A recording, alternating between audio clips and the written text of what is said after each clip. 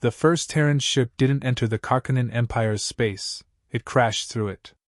Captain Selene Ward stood on the fractured observation deck of the ESS Goliath, watching molten debris trail behind their battered cruiser like fireflies in the void. Her uniform was scorched, one sleeve missing, blood matting her temple. Still, she stood tall, eyes locked on the monstrous silhouette ahead, a ship the size of a continent, alive with golden pulse lines, like a predator breathing in the dark. "They're not answering our hails," Lieutenant Reyes said, voice trembling. "They're not here to talk," Selene replied. "They're here to end us." Behind her, flickers of static spread across the command displays. Communications were fried. Shields holding by threads. Engines near collapse. And still, the ship floated forward, defiant, into enemy territory. Because this wasn't a retreat. It was a challenge. Weeks earlier, Earth had been ignored. The Karkanan Imperium, rulers of 5 spiral arms, conquerors of 4 sentient lineages, hadn't noticed the blue speck reemerge from its post-collapse silence. They considered humanity a Category 6 species, clever, erratic, but harmless. Barely advanced enough to build gate drives. Until humans punched a hole straight through one of their outer patrol clusters, not with a fleet, just one ship. The Goliath. Armed with experimental weapons. Crew of 147. Most of them volunteers. The message had been simple. "You're not gods. You're just next." Selene now watched as Karkanan dreadnoughts flanked the horizon. 6 of them. Tall, angular, covered in crystalline armor that flexed like muscle. They moved without propulsion, gravity-bound, will-driven. A voice cracked through what remained of their systems. Smooth. Cold. "Human vessel. You have violated divine space. You will be corrected." Selene wiped blood from her brow. "Patch me through." Reyes hesitated. "Captain, their tech." "Do it." The channel opened. She leaned forward. "This is Captain Selene Ward, Earth's Sovereignty Fleet. If this is divine space, maybe your gods should have guarded it better." Silence. Then low laughter. "You are small. Weak. You speak with fire but carry only ash." "Maybe," she said. "But ash can still choke you." The Karkanan didn't destroy them immediately. They circled. Watched. That's what worried Selene. "They're analyzing us," she murmured. "Testing our behavior. They think we're a curiosity. Should we prepare a last strike?" Reyes asked. She didn't answer right away. Her hand hovered over a console, manual override, deep locked. Something no alien system could anticipate. "Bring the Havoc core online," she said quietly. Reyes paled. "That wasn't cleared for." "It was never meant to be cleared. It was meant to be used when everything else failed." 15 minutes later, Selene stood before her remaining crew. 47 souls scraped and burnt, each of them a piece of Earth's gamble. Most wouldn't survive the hour. She didn't lie to them. "We're surrounded," she said, her voice steady. "They think we're outmatched. They're wrong. They've ruled for centuries because no one dared bite back." She scanned their faces. "But we bite. That's what they forgot." No cheers. Just grim nods. "Perfect." On the bridge, Reyes initiated the core cycle. Red lights spun across the deck. The Goliath's frame groaned, systems repurposed to do what no ship had done before, fold a singularity inward, not to flee, but to weaponize. The Karkanan fleet reacted immediately. One vessel shifted toward attack position. Its front panels opened, revealing a pulsing maw of energy. Reyes looked to Selene. "They're charging. Let them." The Karkanan commander watched from his throne of living metal. Tall, scaled, glowing with neural veins. His mandibles twitched. "This is the best they have?" he mused. "A broken ship and defiance?" A nearby tactician replied. "Their systems are overloading.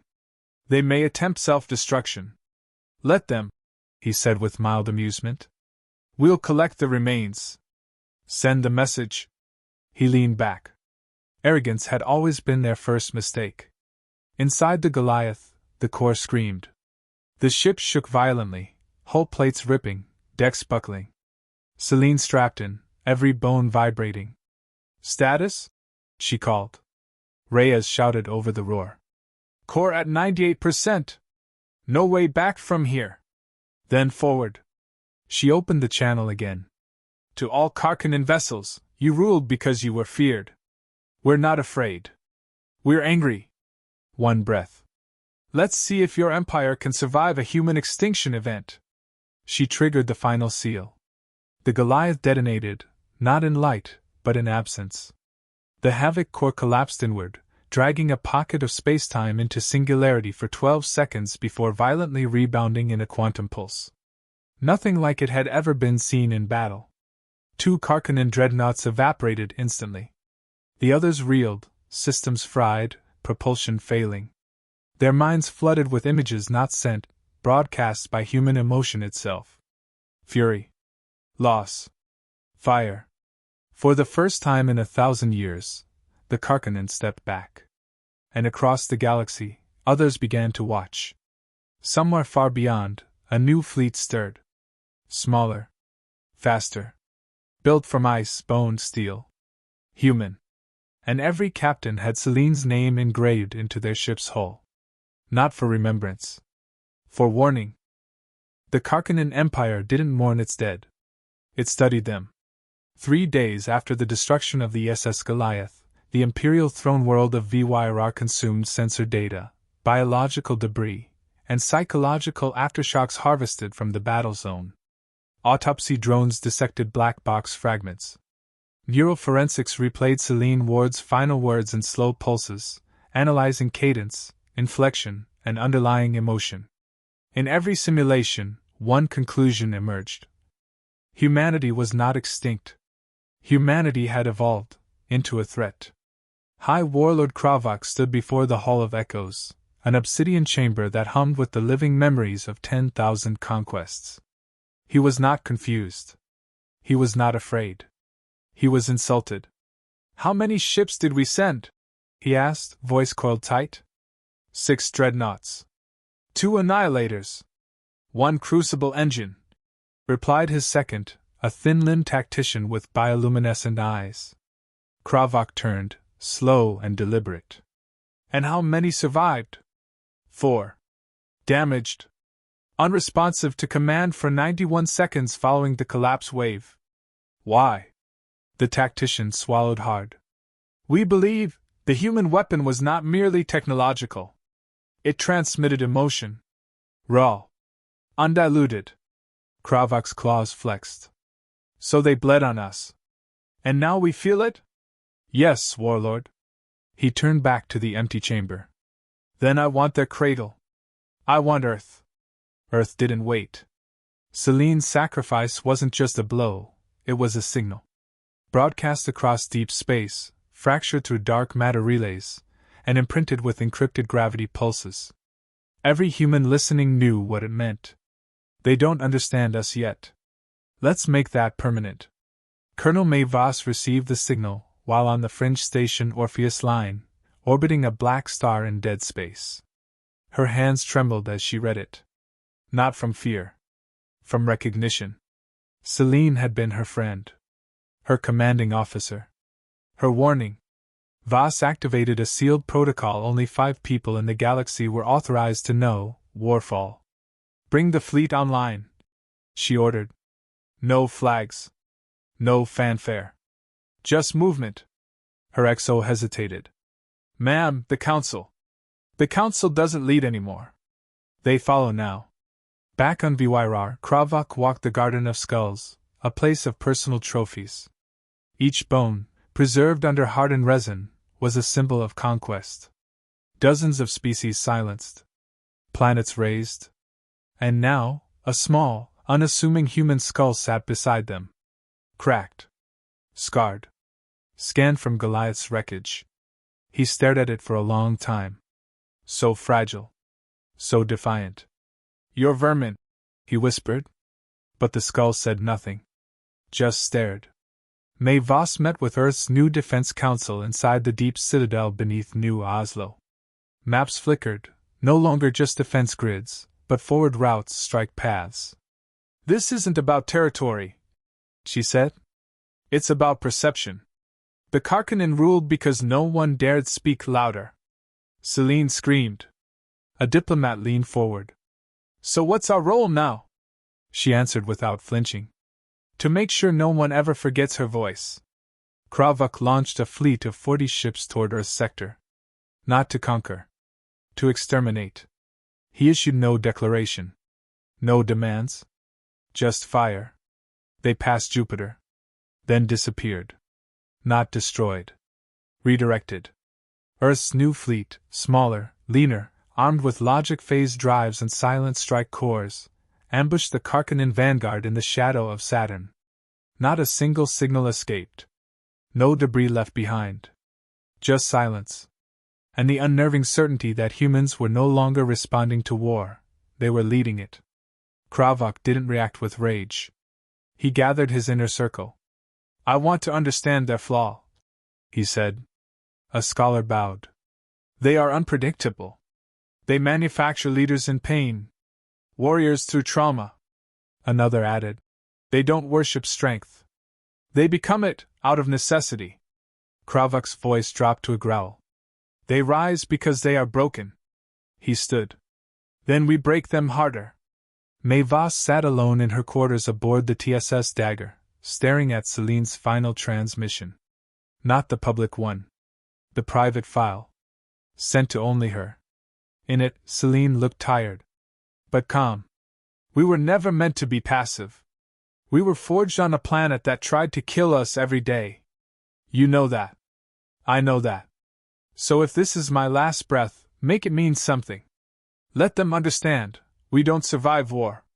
We are it." Mae closed the file. Then whispered, "I'll show them." The Karkanan Empire didn't slow. They sent another wave. 72 ships. 10 planetary burners. A mobile forge moon. Earth met them at Titan's orbit. The battle wasn't long. It was surgical. Human stealth tech bypassed armor. Virus sigils shorted Karkanan targeting systems. Terran saboteurs ejected from plasma shadows, planting explosives inside hulls before the Karkanan knew they were being boarded. When the forged moon detonated, it bloomed like a flower of regret. Provoked watched from a distant relay station. His eyes narrowed. "What have we done?" His tactician whispered. "You challenged a species that mistakes extinction for evolution." Provoked turned to his war map, red lines vanishing one by one. And for the first time in his reign, he asked a question out loud. "Can we survive them?" Across the galaxy, the answer was already forming. In backwater colonies. On pirate feeds. In trade routes where fear once ruled. A new phrase was being spoken. Quietly. Reverently. "The humans are moving." The Karkanan knew the word. Surrender. They just never used it. Until now. Above the shattered moon of Ferricton, 3 Imperial dreadnoughts floated powerless. Their hulls peeled open like split fruit, engines dead, crew vented or captured. And orbiting them, silent, patient, were 9 Terran ships.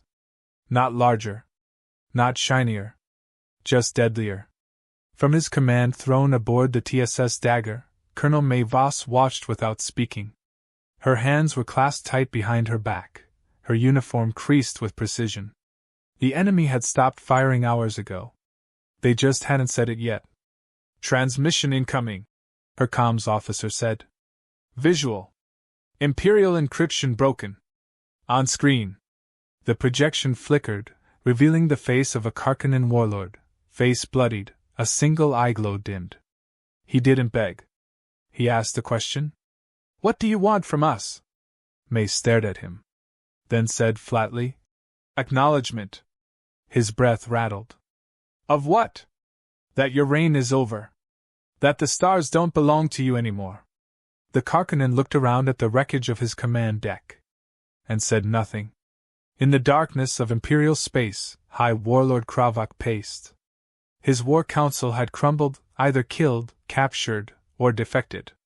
Whispers of mutiny coiled through the lower ranks like smoke. Colonies once proud to bear his sigil now sealed their gates and ignored his summons. But he refused to run. "I was born in conquest," he growled to no one. "I will not die apologizing to creatures born in mud." He stood before the last operational Starforge, a world-sized structure built to birth war fleets in weeks. There, he gave the final order of his empire. "Unseal the Ark class." His generals froze. "Warlord, those are ancient. Incomplete. They were forged for extinction scenarios," Provoked replied. "This is one."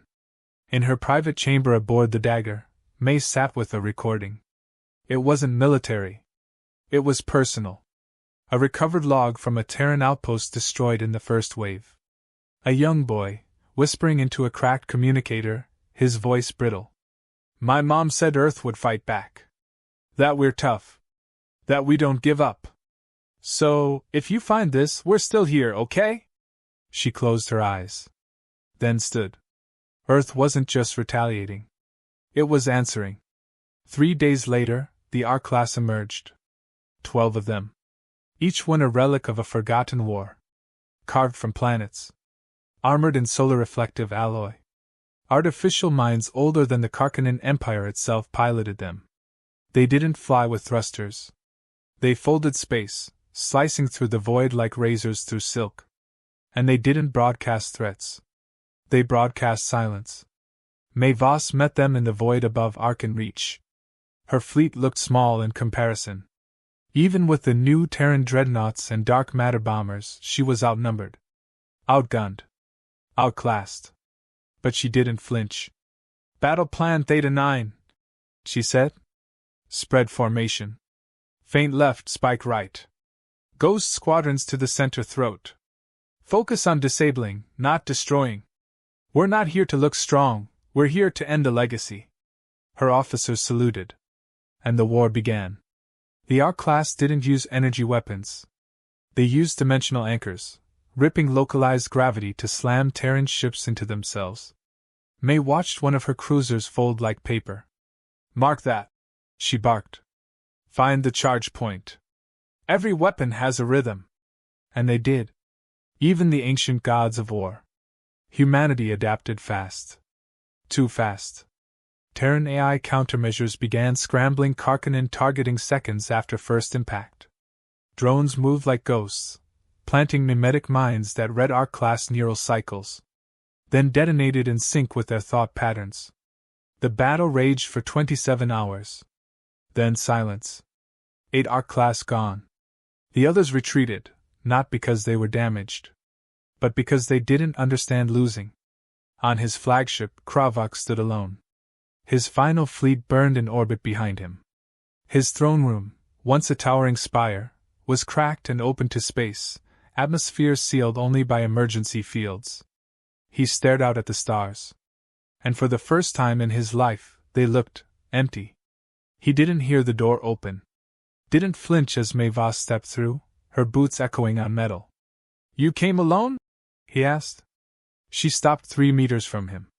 "I came for closure." He turned. Old. Wounded. Proud. "You won." "No," she said. "We remembered." He studied her. "You were supposed to break." She met his eyes. "We did. Over and over. That's why we're still standing." His shoulders sagged. "What happens now?" She stepped closer. "That depends. Do you want history to remember your silence, or your surrender?" Provoked let the weight settle. Then dropped to one knee. Back on Earth, the night sky looked unchanged. Stars twinkled. Moons turned. But deep below the surface, inside a command archive sealed since the old wars, a new line appeared in the record. Galactic Cycle 4021. The Karkanan Empire fell to Terrans without mercy. Without hate. Just inevitability. In the quiet hills above New Oslo, a memorial was built. No weapons. No banners. Just a single bronze statue of Selene Ward. She wasn't holding a rifle. She wasn't striking a pose. She was just standing there, hand raised, not in violence, in warning. And beneath her, carved into the stone, one deathworld species ruled the stars. Until we arrived.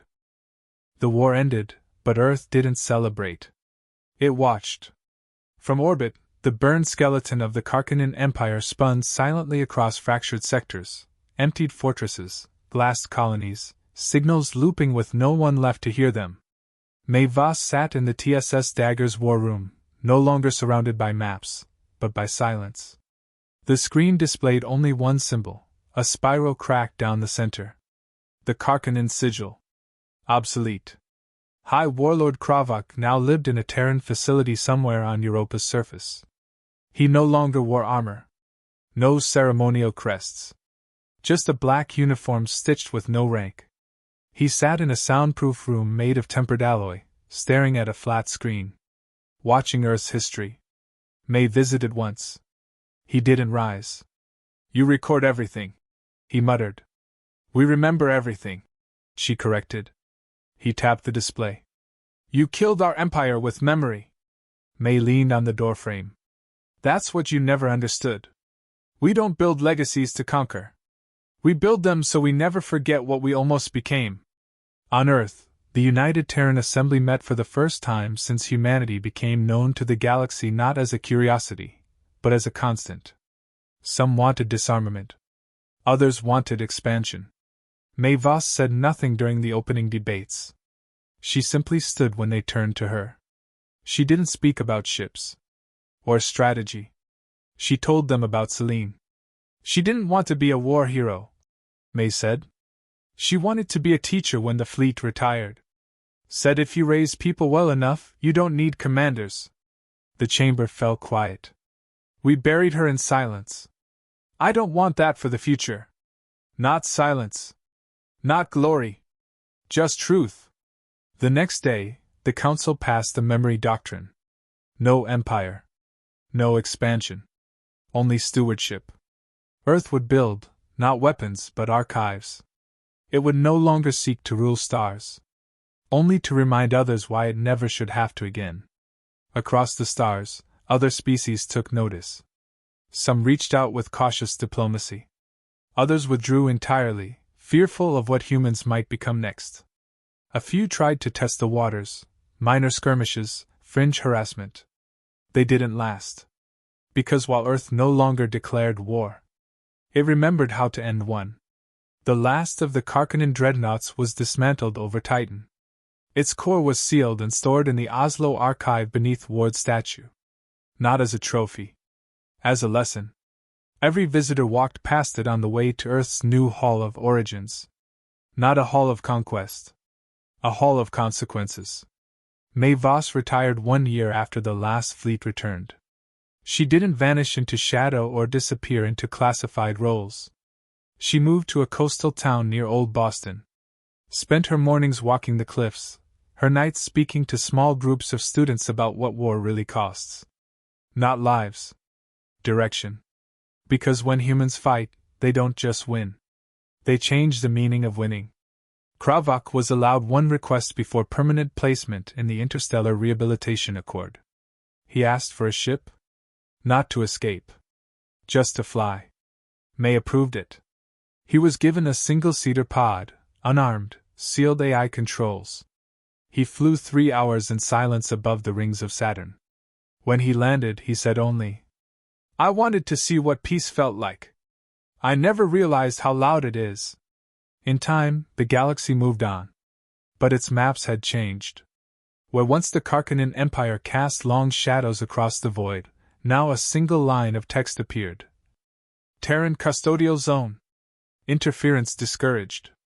No gates. No weapons. No threats. Just history. And the unspoken understanding that Earth did not need to speak twice. On the anniversary of the Goliath sacrifice, a child stood at the foot of Selene Ward's statue. He wore no uniform. Held no rifle. He was maybe 12. Curious. Sharp-eyed. Is it true? He asked an older man beside him. That one ship changed everything? The man nodded. Not the ship. The people on it. Why'd they do it? He smiled faintly. Because someone had to remind the galaxy what happens when you treat survival like a footnote. The child nodded, quiet for a while. Then asked, Are we still scary? The man looked out across the stars. No, he said. Then added, We're remembered. That's scarier. Later that night, as stars shimmered over a peaceful earth, Mae stood by the window of her small home, listening to waves break on the shore. She raised a glass, not to victory, to memory. The tide had turned. The galaxy had shifted. And for once, humanity wasn't chasing its future.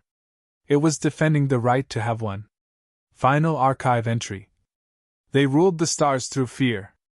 We walked into their throne room with names, not titles. We didn't burn their empires because we could. We did it so no one ever had to again. End transmission.